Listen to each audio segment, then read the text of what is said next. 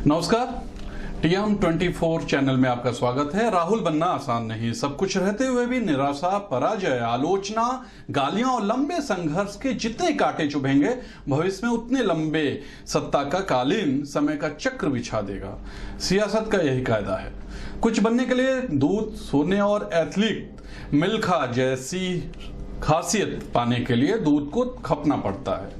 कुंदन बनने के लिए सोने को आग में तपना पड़ता है। मिल्खा बनने के लिए हर सुबह की नींद त्यागनी पड़ती है। दौड़ दौड़ कर टांगों को पंख बना देना पड़ता है। सियासत भी कुछ ऐसी ही कुर्बानियां मांगती हैं।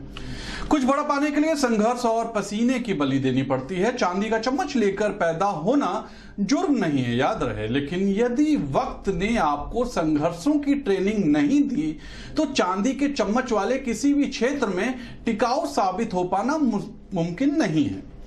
सियासत के शिखर पर पहुंचने से पहले नरेंद्र मोदी जितना विरोध होता था उनका, राहुल गांधी का उससे ज्यादा विरोध होने लगा है। नरेंद्र मोदी को चाय की भट्टी की तपिश, संघ के अनुशासित संघर्ष के बाद गुजरात के सीएम की कुर्सी मिली थी। इस तरह सीढ़ियां तय करते हुए वो पीएम बने, लोकप्रियता की चरम पर पहुंचे और दोबारा प्रचंड बहुमत से मुल्क के प्रधानमंत्री बने। राहुल गांधी वाकई चांदी का चम्मच लेकर पैदा हुए थे, बल्कि चांदी का चम्मच लेकर पैदा होने वालों के तस्वुर में राहुल गांधी से बड़ा कोई चेहरा नहीं है। इस मुल्क में राहुल के परिवार से बड़ा किसका परिवार है? गौर कीजिएगा, किसी का भी नहीं। आजादी की लड़ाई से लेकर भारत की लोकतांत्रिक व्यवस्था में चुनी गई हुकूमतों के तख्तो ताज वालों के घरानों के चश्मो चिराग हैं राहुल।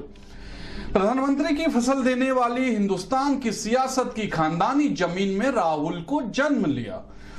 आप गौर कीजिए, राहुल ने उस जमीन पे जन्म लिया है। वो गांधी नेहरू परिवार के वारिस हैं।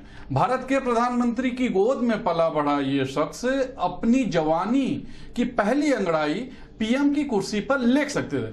30 से 40 वर्ष की मुद्दत तक भी युवक का कैरियर तय हो चुका होता है। इस उम्र में वो मंत्री से लेकर प्रधानमंत्री तक बन सकते हैं, लेकिन उन्होंने वो मिसाल गलत साबित कर दी कि मछली के बच्चे को तैरने की प्रैक्टिस नहीं करनी होती है।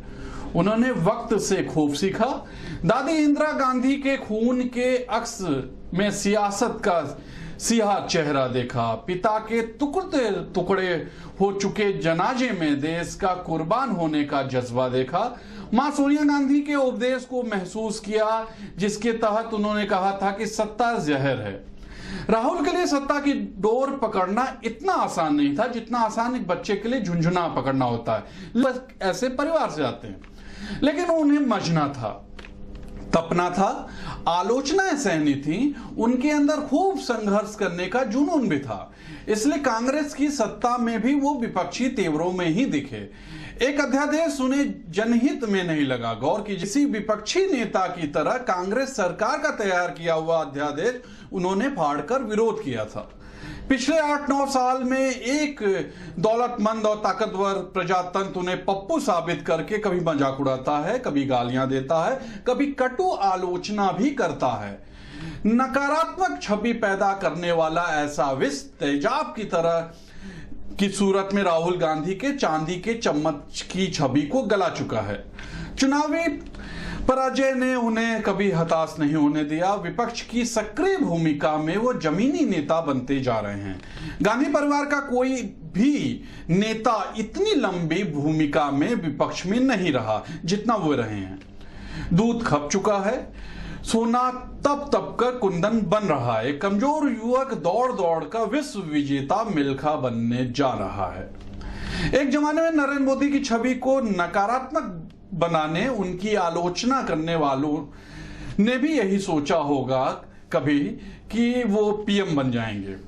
जहर नीलकंठ बनता जा रहा है, अमृत बन रहा है। इसलिए यह भी हो सकता है संघर्षों, पराजय और आलोचनाओं की पराकाष्ठा सहने वाले राहुल गांधी को समय का चक्र नेहरू, इंदिरा गांधी, अटल और मोदी से भी अधिक लोकप्रिय नेता बना दे।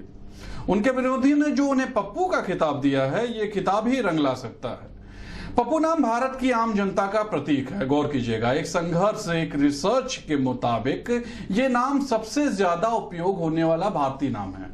कांग्रेस के युवराज का ताना खाने वाले राहुल गांधी का आज जन्मदिन है। गौर कीजिएगा, दिन, महीनों और साल गुजर रहे हैं। विपक्षी राजनीति में सबसे अधिक सक्रिय और चर्चा में रहने वाला कांग्रेस का ये नेता थका नहीं है, हारा नहीं है और हताश नहीं हो रहा, बल्कि परिपक्व हो रहा।